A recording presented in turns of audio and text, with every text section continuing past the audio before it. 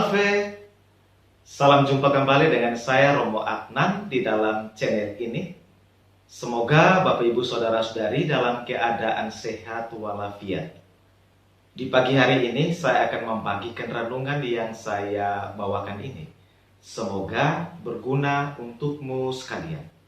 Selamat menonton, selamat berefleksi.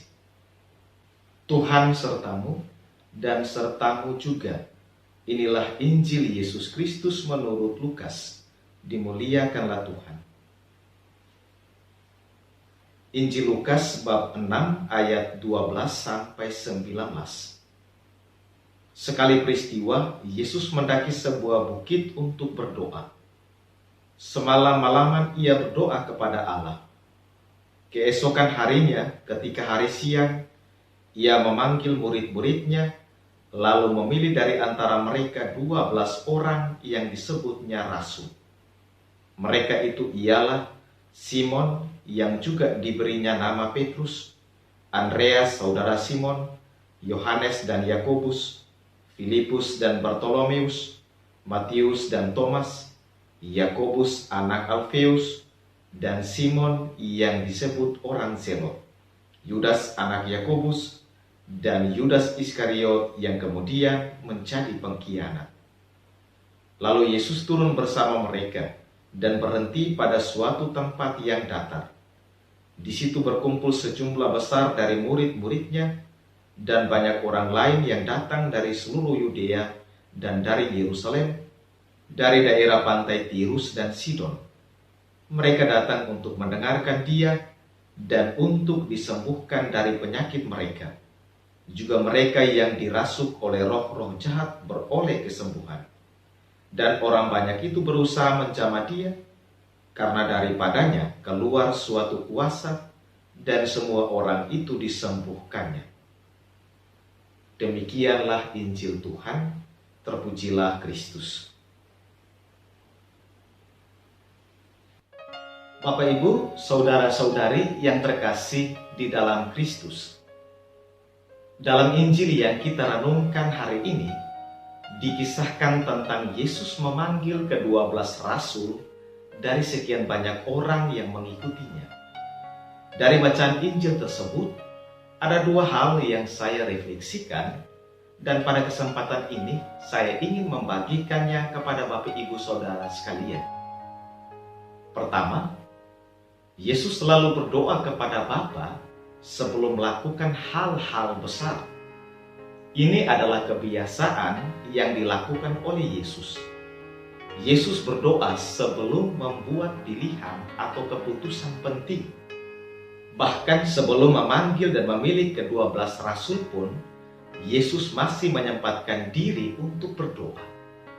Yesus butuh persiapan batin dan hati sebelum memilih orang-orang yang akan menjadi timnya. Cara Yesus mempersiapkan diri adalah lewat berdoa kepada Bapa.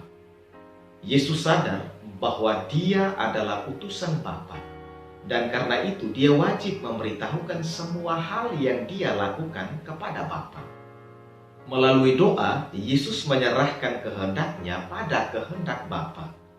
Yesus mengungkapkan keinginannya, pikirannya, dan hal yang mengganjal di hatinya.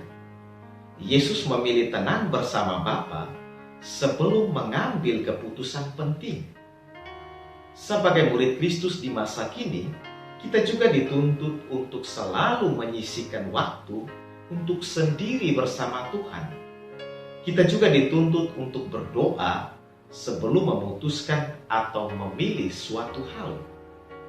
Kita perlu mengungkapkan kepada Tuhan keinginan kita, pikiran kita, dan apa saja yang mengganjal di hati kita. Kita juga perlu diam dan mendengarkan suara hati kita dan apa yang Allah bicarakan lewat hati kita. Yang pastinya, melakukan suatu hal disertai dengan doa, niscaya kita tidak akan gegabah, tidak akan tergesa-gesa, tapi tetap tenang, dan itu bisa dipertanggungjawabkan. Bahkan akan membuahkan hasil yang menggembirakan. Hal apa saja yang kita lakukan, jika dibarengi doa, maka kita akan mampu menerima dengan sepenuh hati dan bersyukur meskipun hal yang kita lakukan gagal. Marilah kita membangun semangat untuk mengawali segala sesuatu dengan doa. Marilah kita membangun kebiasaan ora et labora, artinya berdoa dan bekerja. Karena doa adalah kekuatan terbesar bagi kita untuk dapat melakukan hal-hal besar dan dapat membuat keputusan atau pilihan penting di dalam hidup kita. Bapak, Ibu, saudara-saudari yang terkasih, hal kedua yang saya tawarkan adalah Yesus ingin bekerja sama dengan para rasul untuk membangun kerajaan Allah. Dengan bekerja sama dengan para rasul, karya-karya Yesus dapat diteruskan. Yesus ingin mempercayakan karyanya kepada para rasul. Yesus itu bukan tipe orang yang single fighter atau bekerja sendiri. Yesus adalah tipe orang yang suka bekerja tim, karena Yesus ingin mengedepankan persekutuan dan kebersamaan di dalam menjalankan misi Bapa. Hal inilah yang mendorong Yesus untuk memilih ke-12 rasul.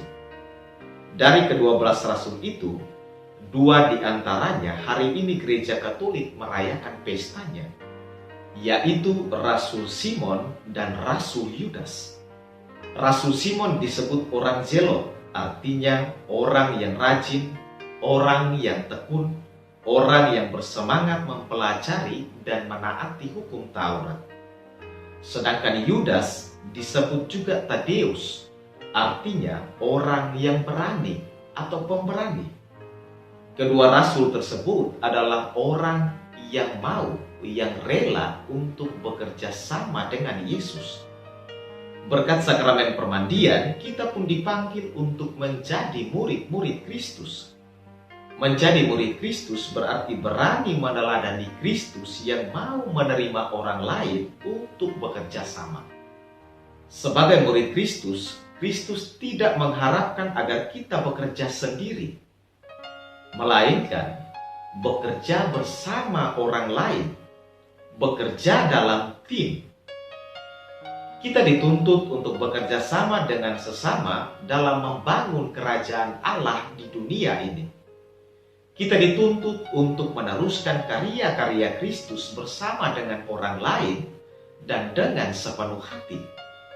Karena mewartakan kerajaan Allah di dunia adalah pekerjaan yang sulit, yang tidak gampang, dan kita butuh orang lain.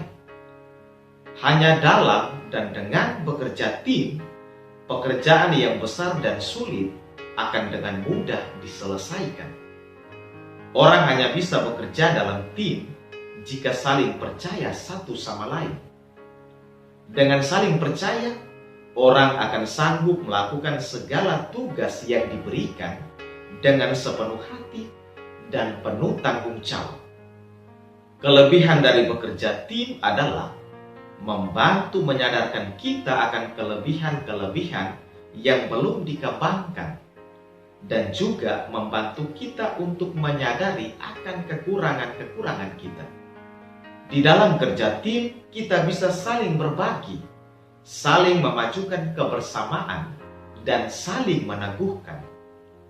Marilah kita membangun kebiasaan untuk tidak bekerja sendiri, melainkan bekerja secara tim, karena kita adalah murid-murid Kristus.